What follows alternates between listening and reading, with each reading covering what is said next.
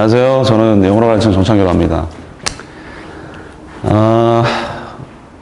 어차피 저희가 학교 선생님이 우리가 1학년 때 세 분이 계셨는데 그 세 분 중에서 일부가 같이 2학년에 올라갈 수도 있고 혹은 지금 작년에 2학년 가르치셨던 분들이 그대로 남아서 학생들을 가르칠 수도 있고 그 다음에 영어 선생님이 몇 분 더 계시거든요.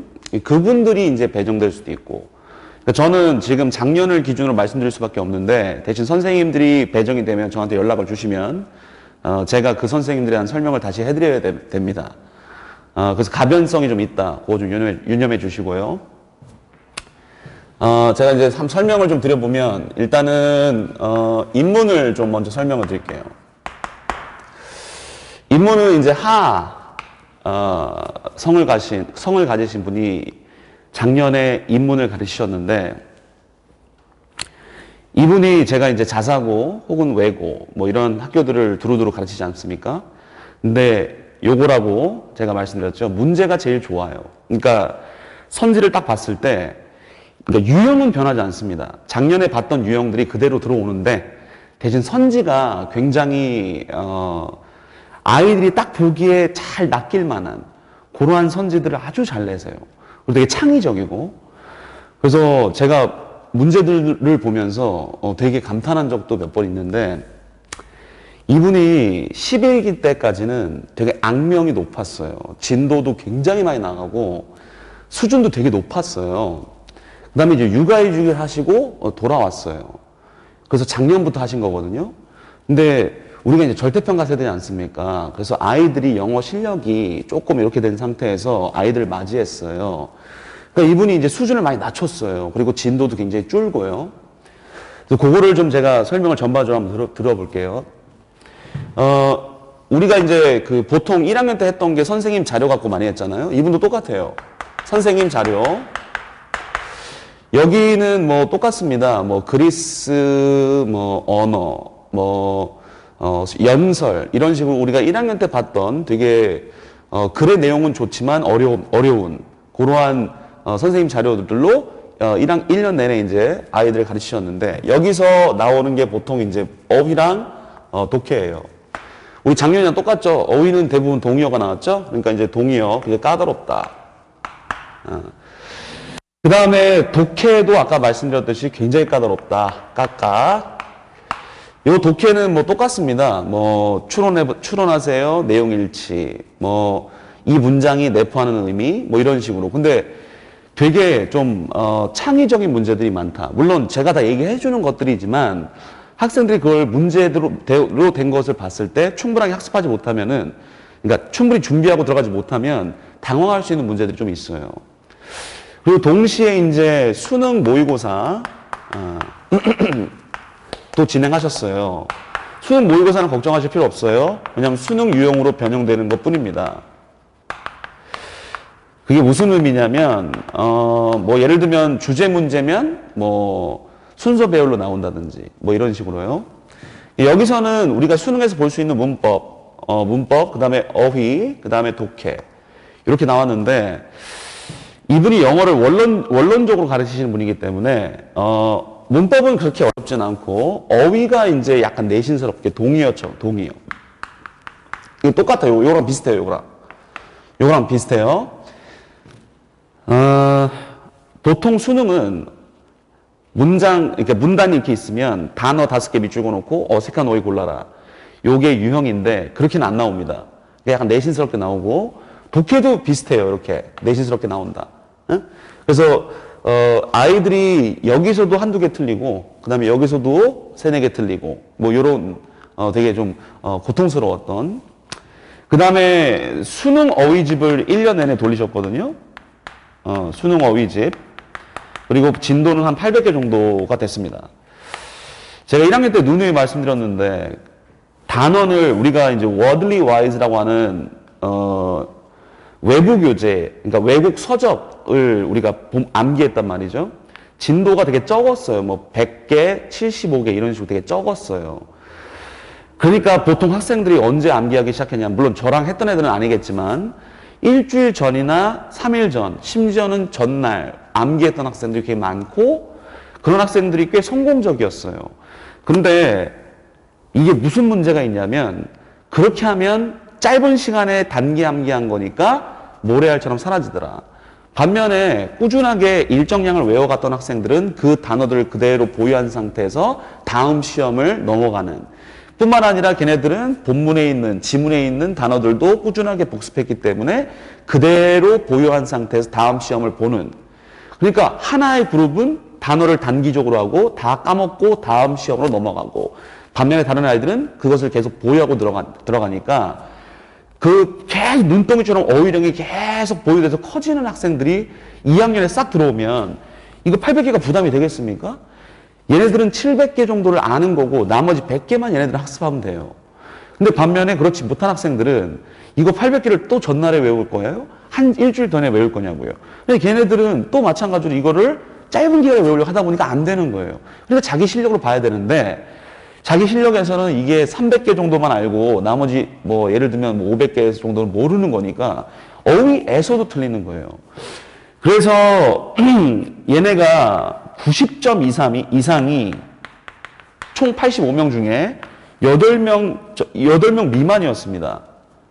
100점은 없고 100점이 가끔 있었는데 그런 애들은 이제 우리가 좀 영어 되게 잘한다 이런 애들 있잖아요. 근데 제가 걱정되는 건 그런 애들은 걱정이 안 되죠. 1학년 때 이렇게 하다가 나름 성공적이었다가 2학년 때 갑자기 1학년 때 똑같은 전략을 하려고 하니까 안 먹히는 애들, 얘네들은 이제 점점점 영어를 손을 놓습니다. 그래서 2학년 때도 1학년 때 상위권 지켰던 애들이 그대로 남아있고 나머지 학생들은 차이가 확 벌어지니까 평균이, 우리 1학년 때 평균을 기억나세요 혹시? 70점대 중반에서 80점대 초반이었어요. 왔다 갔다 했거든요. 얘네 평균을 보면 60점대예요. 평균이. 그러니까 상위권이 없어지는 게 아니라 상위권 그대로 있고 나머지 학생이 점수 확 떨어지는 거죠. 자연도 똑같습니다. 제가 자연도 한번 설명해 보면, 자연은 이제 선생님이 두 분이셨는데 이 시성을 가지신 분과 김 시선을 가지신 분이 계세요. 이분은 저분이랑 비슷합니다. 선생님 자료를 하고 그 다음에 여기가 좀 기억하셔야 될 게, 이분은 똑같아요. 1학년 때 우리가 배웠던 뭐 셰익스피어 이런 식으로 문학도 하고 뭐 수필집도 하고 하는데 대신 옛날 영어니까 문법을 내는 게 힘들거든요. 근데 여기서도 문법이 나와요. 우리 그 1학년 때 문법 프린트 주신 분 있죠? 그런 스타일로 낸단 말이에요. 그러니까 문법이 자리 잡지 못한 학생들은 여기서 많이 틀립니다. 이과는, 자연은 문법 상수로 틀려요. 대신 좋은 소식은 현대 문법과 일치하는 것만 나온다. 여기도 동의어니까 이제 까다롭고요. 그 다음에 독해도 마찬가지예요. 내용일치 추론 굉장히 까다롭습니다. 애들이 이 선생님 거 진짜 많이 틀려요. 그 다음에 이분은 수능 모의고사를 했었는데요. 여러분이 좀 기억하셔야 될 것은 수능 모의고사가 이제 변형이 똑같이 되는데 대신 이분은 여기만 엄청 변형해요. 물론 여기도 변형할 때가 있는데 애들이 여기를 많이 안 틀려요. 제가 아까 말씀드렸죠. 여기 문법이 상수라고. 여기는 엄청 틀립니다. 그래서 제가 이번에 겨울방학 때 고2 학생들이랑 수업하는 그 수업이 요것도 포함되어 있어요. 그래서 제가 작년에 2학년 학생들 수업했을 때는 그냥 요 수업은 다 변형으로 문법 가지고 계속 수업하는 거예요. 내용은 어렵지 않아요. 수능이니까 뭐 소재가 되게 뭐 무거운 거 거의 없었고 대부분 문장들은 쉬운데 그거를 이제 다 변형해서 수업을 했던. 그래서 여기도 마찬가지입니다. 1학기 때 워들리 와이즈 우리가 5탄 했잖아. 5번. 요번에 이제 6번을 했는데 1학기 다 끝나버렸어요. 그 다음에 2학기 때 했던 게 이제 수능 어휘집인데 수능 어휘집은 약 1000개 이상을 했다. 여기도 마찬가지겠죠. 인문학생들에 비해서 자연학생들이 영어에 대한 부담감이 더 크고 그 다음에 영어가 이렇게 진도가 나가버리니까 학생들이 상위권은 그대로 있는데 하위권은 더 떨어지는. 그래서 얘네는 평균이 거의 60대 초반이고 100점은 한 명도 없었어요. 요런 상태에서 좀 유념하실 게, 제가 아까 이 이쪽 인문 선생님께서 아이들 수준에 좀 맞춰줬다라고 말씀드렸잖아요. 근데 이번에 우리가 입시가 실적이 별로 좋지가 않습니다. 뭐 서울대는 많이 갔다 치더라도 다른 학교도 입시 실적이 별로 좋지 않거든요. 그래서 이제 학교에서 예전의 강도, 예전의 진도량으로 학생들을 이끌어야겠다라고 선포를 했어요, 작년에. 그래서 내년에는 아마, 지금과 유사하거나 더 많지 않을까라고 예상해 볼 수도 있고요. 그러면 영어는 계속해서 끝까지 부담이 있겠죠. 그러니까 제가 걱정되는 것은 여기에 이제 뒤섞이거나 혹은 이제 2학년 선생님들 중에서 한 분이 여기 껴서 둘둘이 되면 진도량도 많이 확보되고, 그 다음에 어휘집도 부담이 되고, 요런 수준으로 될 수 있다. 그렇기 때문에 제가 좀 힘든 학생들, 같이 가고 싶은데, 걔네들이 이제 좀 포기할까 계속 많이 걱정돼요. 시간대가, 인문 같은 경우는 이제 금요일 8시 저녁입니다. 메카에서 하고 있고요. 그 다음에 자연은, 토요일 저녁 6시, 요거 시대에서 하고 있고요. 그 다음에 일요일 오전 10시, 요거는 메카에서 하고 있는데,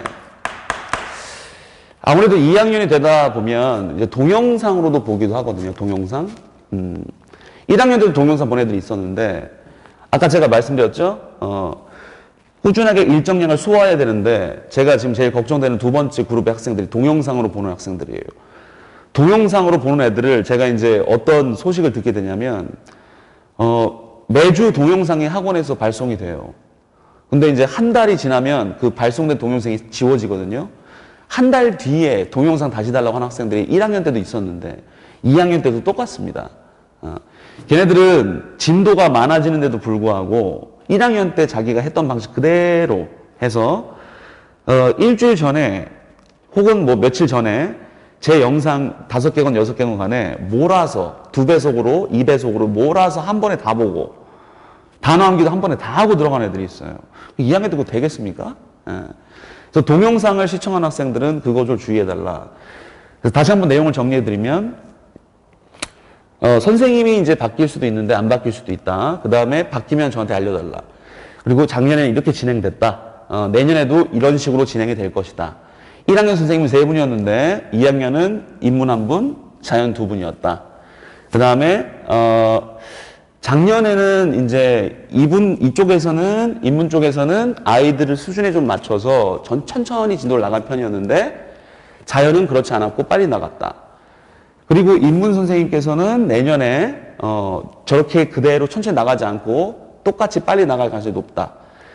그리고 1학년 때 조금씩 혹은 되게 마지막에 몰아서 그렇게 해서 그나마 좀 성공적으로 버텼던 애들은 2학년 때는 다시 일정량을 소화하는 것으로 좀 패턴을 바꿔주시고, 그 다음에 동영상을 보면서 학습하는 학생들은 몰아서 보지 마시고 마찬가지로 그 주에 해당하는 주에 웬만하면 해결하려고 노력해라.